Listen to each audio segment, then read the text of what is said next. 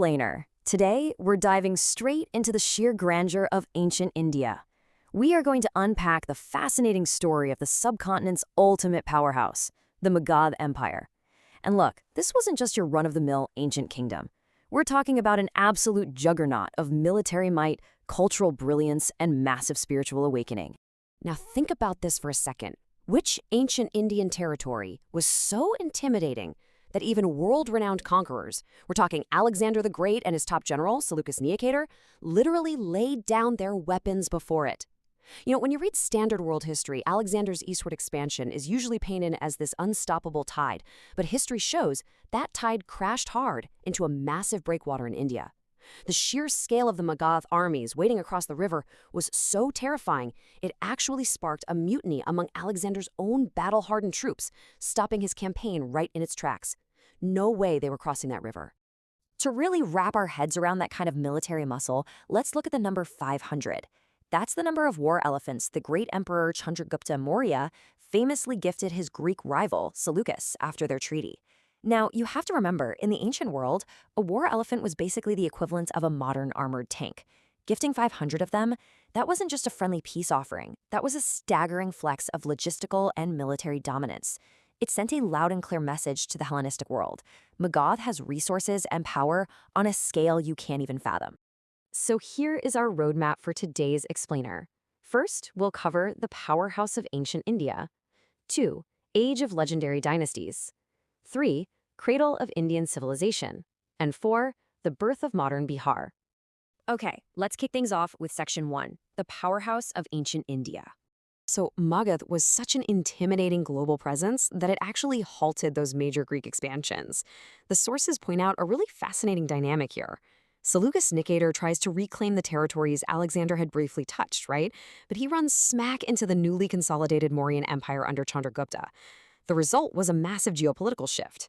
Instead of conquering, Seleucus actually had to cede vast territories in present-day Afghanistan and Pakistan over to Magadh and even form a matrimonial alliance. Magadh didn't just defend India, it pushed its borders outward, completely locking down the subcontinent from Western incursions for generations. Moving right along to Section 2, Age of Legendary Dynasties. If we trace this lineage of power, it reveals a really dramatic transition from the early centuries BCE all the way up to the classical era. We start with the foundation laid by early kings, which rapidly escalates into the Mauryan Empire, where Chandragupta Maurya unites the subcontinent. Then we hit this profound pivot point, the reign of Emperor Ashoka. Ashoka takes the empire to its absolute zenith, but, and this is a wild shift, after witnessing the sheer horrors of war, he completely pivots the state's focus from military conquest to moral and spiritual conquest. Later on, we see the rise of the Gupta Empire, widely dubbed India's Golden Age, which was this explosive period of growth in math, astronomy, and the arts. The real takeaway here, these dynasties weren't just playing defense. They were literally building an empire that would shape the ancient world. Under the Guptas, scholars were doing things like conceptualizing zero, calculating the solar year, and writing epic literature. And the administrative systems set up by the Mauryas, they influenced regional governance for centuries. They were laying down the entire infrastructure, both the physical roads and the intellectual frameworks that would define Indian civilization for millennia. Which brings us to Section 3, Cradle of Indian Civilization. You hear the phrase cradle of civilization thrown around a lot, but what does it actually mean? Well, it's a location where civilization develops completely independently, fostering unmatched cultural and religious advancements. And it is incredibly easy to see why Magadh earned this title. A true cradle of civilization doesn't just conquer, it creates. It creates an environment where philosophy, theology, and human thought can flourish and dramatically alter the course of human history. And this is where things get incredibly profound.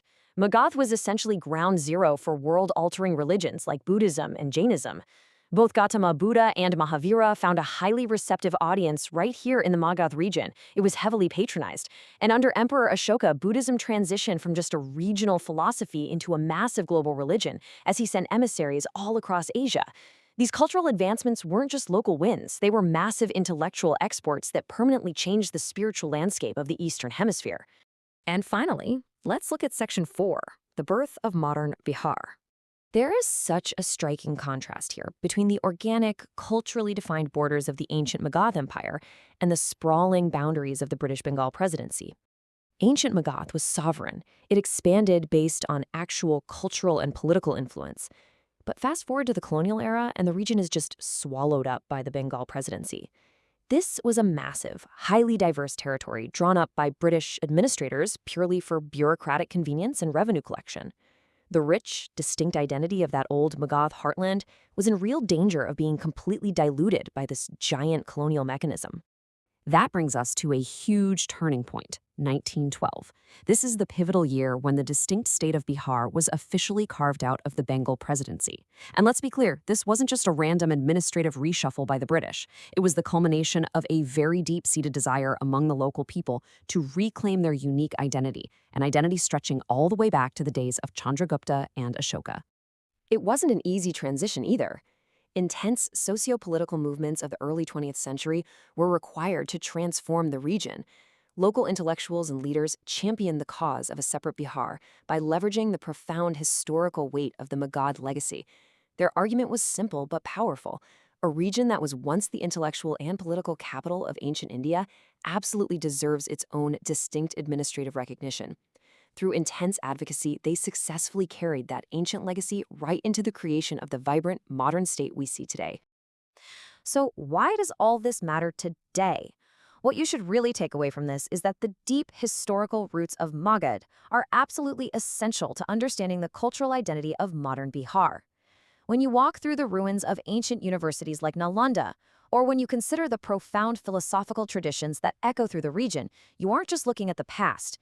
You are looking at the foundational bedrock of modern Bihar's pride, its resilience, and its very unique place within the Indian Republic. I want to leave you with this to chew on. As we've seen, the lines on our maps today are rarely just drawn in modern times. How did the shadows of these ancient empires continue to shape our modern political borders? Thank you so much for joining me for this explainer. Keep analyzing, keep questioning, and I'll catch you next time.